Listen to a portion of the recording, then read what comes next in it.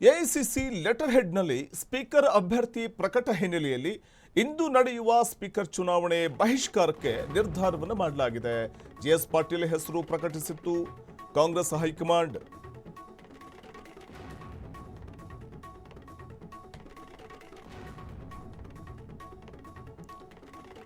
AICC letter ಹೆಡ್ನಲ್ಲಿ speaker ಅಭ್ಯರ್ಥಿಯನ್ನ ಪ್ರಕಟ ಮಾಡಿತ್ತು ಹೈಕಮಾಂಡ್.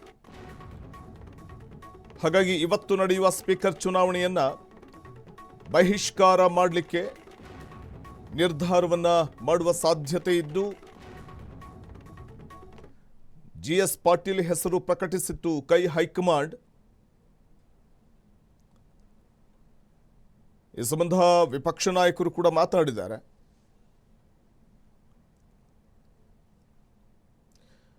ಕರ್ನಾಟಕ ವಿಧಾನಸಭಾಧ್ಯಕ್ಷರ ಚುನಾವಣೆಯನ್ನ ಬಹಿಷ್ಕರಿಸುವುದಕ್ಕೆ ಬಿಜೆಪಿ ನಿರ್ಧಾರವನ್ನು ಮಾಡಿದೆ. ಕಾಂಗ್ರೆಸ್ ಹೈಕಮಾಂಡ್ ತನ್ನ ಅಧಿಕೃತ ಲೆಟರ್ ಹೆಡ್ನಲ್ಲಿ ಅಭ್ಯರ್ಥಿಯ ಹೆಸರನ್ನು ಮುಂಚಿತವಾಗಿಯೇ ಪ್ರಕಟಿಸಿ ಸದನದ ಸಾರ್ವಭೌಮತ್ವಕ್ಕೆ ಧಕ್ಕೆಯನ್ನು ತಂದಿದೆ ಅಂತ ಆರೋಪಿಸಿ ಪ್ರತಿಪಕ್ಷ ಬಿಜೆಪಿ ಈ ನಿರ್ಧಾರವನ್ನು ಕೈಗೊಳ್ತಾ ಇದೆ. ರಾಜಕೀಯ ಬೆಳವಣಿಗೆ ನಾವು ನೋಡ್ತಾ ಹೋದ್ರೂ ಕೂಡ ಕಾಂಗ್ರೆಸ್ ಹೈಕಮಾಂಡ್ ತನ್ನ ಲೆಟರ್ ಹೆಡ್ ಮೂಲಕ ಸ್ಪೀಕರ್ ಹೆಸರನ್ನು ಮೊದಲೇ ಘೋಷಿಸಿರುವುದು ಸಂವಿಧಾನ ಬಾಹಿರ ಮತ್ತು ಪ್ರಜಾಪ್ರಭುತ್ವ ವಿರೋಧಿ ನೀತಿ ಅನ್ನುವಂಥದ್ದು ಸ್ಪಷ್ಟವಾಗಿ ಇಲ್ಲಿ ಕಂಡು ಬರ್ತಾ ಇದೆ ಅಂತ ವಿಪಕ್ಷ ನಾಯಕರಾದ ಆರ್ ಅಶೋಕ್ ಅವರು ಕಿಡಿಕಾರಿದ್ದಾರೆ.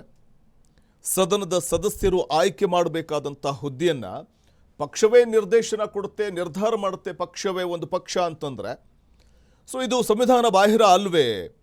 ಅಂದರೆ ಸದಸ್ಯರು ಆಯ್ಕೆ ಮಾಡಬೇಕಾದ ಹುದ್ದೆಯನ್ನು ಪಕ್ಷವೇ ನಿರ್ಧಾರ ಮಾಡುತ್ತೆ ಅಂತಂದರೆ ಅದು ಹೇಗೆ ಸಾಧ್ಯ ಅಂತ ಆರೋಪಿಸಿ ಬಹಿಷ್ಕಾರದ ನಿರ್ಧಾರವನ್ನು ಬಿಜೆಪಿ ಪ್ರಕಟಿಸಿದೆ. ಕಾಂಗ್ರೆಸ್ ಪಕ್ಷವು ಹಿರಿಯ ಶಾಸಕ ಜಿಎಸ್ ಪಾಟೀಲ್ ಅವರನ್ನು ಸ್ಪೀಕರ್ ಅಭ್ಯರ್ಥಿಯನ್ನಾಗಿ ಕಣಕ್ಕಿಳಿಸಿದ್ದು ಅವರು ಈಗಾಗಲೇ ನಾಮಪತ್ರ ಸಲ್ಲಿಕೆ ಮಾಡಿದ್ದಾರೆ. ವಿಧಾನಸಭೆಯಲ್ಲಿ ಕಾಂಗ್ರೆಸ್ ಸ್ಪಷ್ಟ ಬಹುಮತವನ್ನು ಹೊಂದಿರುವುದರಿಂದ ಜಿಎಸ್ ಪಾಟೀಲ್ ಅವರ ಆಯ್ಕೆ ಬಹುತೇಕ ಸುಲಭವಾಗಲಿದೆ. ಆದರೆ ಈ ಬಹಿಷ್ಕಾರ ಕೇವಲ ಕಾಂಗ್ರೆಸ್ ಹೈಕಮಾಂಡ್ನ ಸರ್ವಾಧಿಕಾರಿ ಧೋರಣೆ ವಿರುದ್ಧದ ಪ್ರತಿಭಟನೆಯ ಹೊರತು ಸ್ಪೀಕರ್ ಪೀಠಕ್ಕೆ ಕೊಡುವಂತಹ ಗೌರವದಲ್ಲಿ ಯಾವುದೇ ಲೋಪ ಮಾಡುವುದಿಲ್ಲ ಅಂತ ಬಿಜೆಪಿ ಸ್ಪಷ್ಟಪಡಿಸಿದೆ.